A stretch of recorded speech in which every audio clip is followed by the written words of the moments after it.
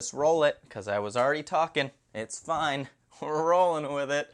What's up, everybody? It's your man Pots and Pans. Welcome back to another episode of, what were we calling this? Oh yeah, I came up with a new one. Friday Light Bites. Like the football thing, play on words. Yeah, I don't know. Maybe our Friday themes will just be to spread our wings and not limit ourselves in what we're capable of. So for now, it is still a working title, but what we are sure of is that I got a cool episode for you today. We're gonna be talking about the 3 tools that I believe every cook of all skill levels should have.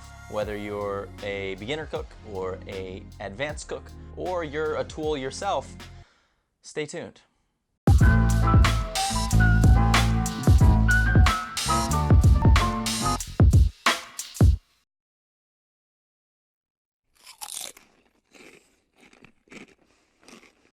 Before we get started, I just wanted to thank you for actually tuning in.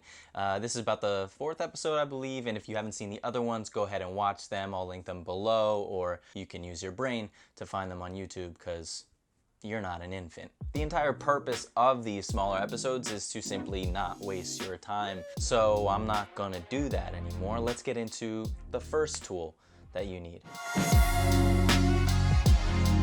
Tool number 1, a scale. This is imperative for all cooks to have. It is how you perfect your recipes. For some reason, in America, we use something different than the rest of what the world uses, imperial or whatever that means, but everybody else in the world uses metric, and that can get really confusing. Why am I still holding this? I'm not sure. That can get really confusing. Some recipes you're going by cups and gallons and things that we use, and then other recipes are going by liters and whatnot. That's stupid. So the easiest way to combat that is to use a scale, preferably one that goes in grams. That way, it doesn't matter what country you're in.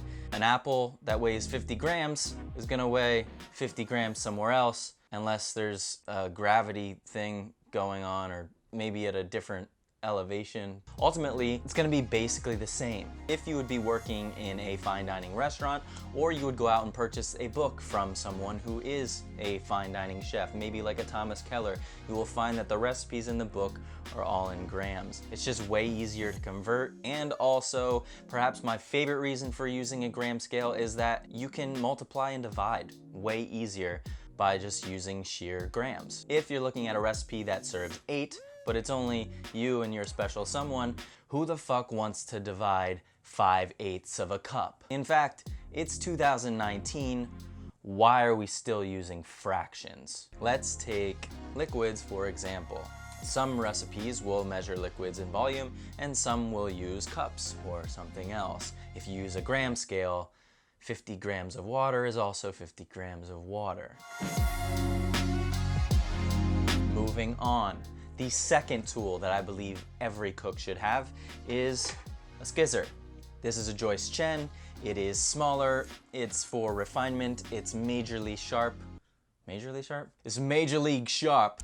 A scissor is a tool that nearly every chef demands his cooks carry in their little pocket,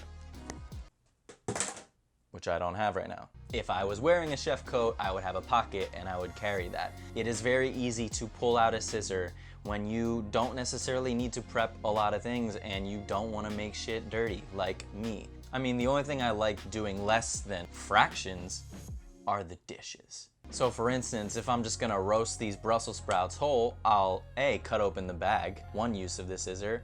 B, I'm gonna cut off the cores with the scissor and just put them into a bowl, and then throw the whole Brussels into the pan, finish them in the oven. You get it.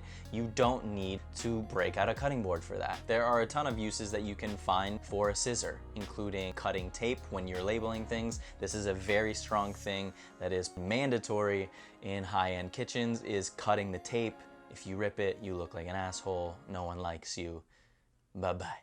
You can also cut butcher's twine, and yes, this is hemp twine. I ran out on the day of this shoot, and that's all I had. Use your imagination. You can tie these herbs together, which is a very common technique that I will discuss in a further video, and then you can tie the other end of the string to a pot and remove it quite easily. And much for the same reasons, if there's not a lot to cut up and I'm making eggs, which I do every day, and I made this liver the night before, but it's still whole, I don't want to make a cutting board messy with liver. So I use the scissor to simply cut the protein directly into the pan.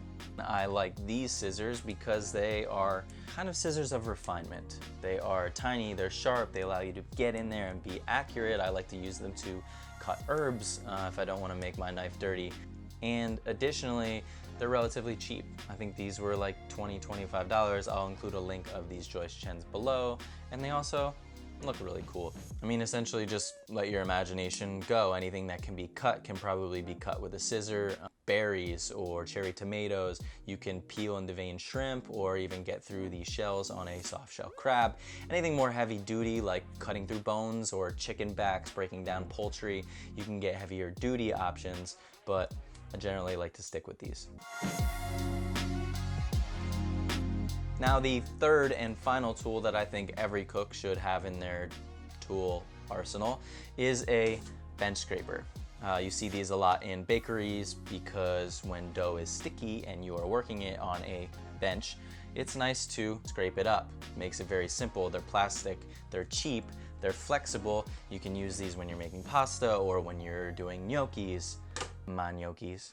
It is another habit that I think every cook should get in the flow of. Every time you are done prepping a particular ingredient or you just need to organize it, scrape the food off of the bench and put it into another place. One side has a rounded edge, which is really nice if you need to get under something or you need to cut something even. The other side generally has a flat edge. Now this is a plastic one. They also make stainless ones depending on your utility or your preference. I generally stick to these unless I was making something like a bread. If you are using your knife to constantly scrape your ingredients back and forth and organize them, it's going to dull the blade faster, and you know, knives get dull, that's a thing they do, but the less you use your blade or certainly scrape it side to side is the longer that it's going to stay sharp, and it's going to save you time because you don't have to sharpen it. Once again, these things are dirt cheap. If they get beat up, just throw them away. I think this costs $1, and that $1 saves you a lifetime on your edge. That will be all for today's episode. These are just 3 of the tools. I mean, this is only the 4th episode of this series. I will get into more tools. I will certainly get into knives, which are extremely important, if not the most important. This whole episode has been done without my red light. What a nightmare. Well, better late than never, you know? It's like I always say.